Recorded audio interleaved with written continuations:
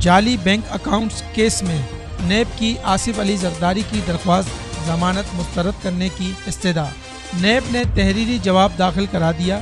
تفتیشی افسر اور deputy prosecutor general NAB سردار مظفر عباسی نے جواب داخل کرایا۔ سپریم کورٹ کی ہدایت پر جعلی بینک اکاؤنٹس کیس کی تحقیقات جاری ہیں۔ نیب نے قانون کے مطابق دستاویزی شواہد حاصل کیے۔ آصف زرداری کو 20 مارچ کو سوال نامہ فراہم کر کے 10 دنوں میں جواب جمع کرانے کا موقع دیا گیا۔ نیب نے موقف جاننے کے لیے قانون کے مطابق کال اپ نوٹس جاری کیا۔ آصف زرداری نے درخواست ضمانت کے لیے عدالت کو گمراہ کیا اور غلط بیانی کی۔ آصف زرداری کی کمپنی نے بینک سے 1.5 ارب روپے کا قرض حاصل کیا۔ آصف علی زرداری کسی رعایت کے مستحق نہیں ہیں۔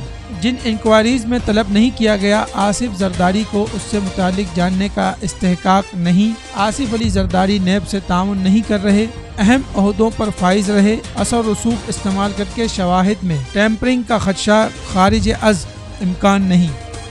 تجارت نیوز کو یوٹیوب پر سبسکرائب اور لائک کیجیے۔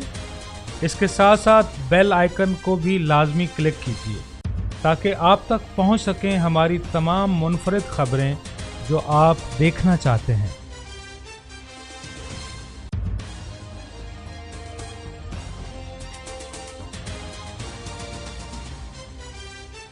آپ دیکھ رہے ہیں تجارت نیوز، بہتر اپنا حل۔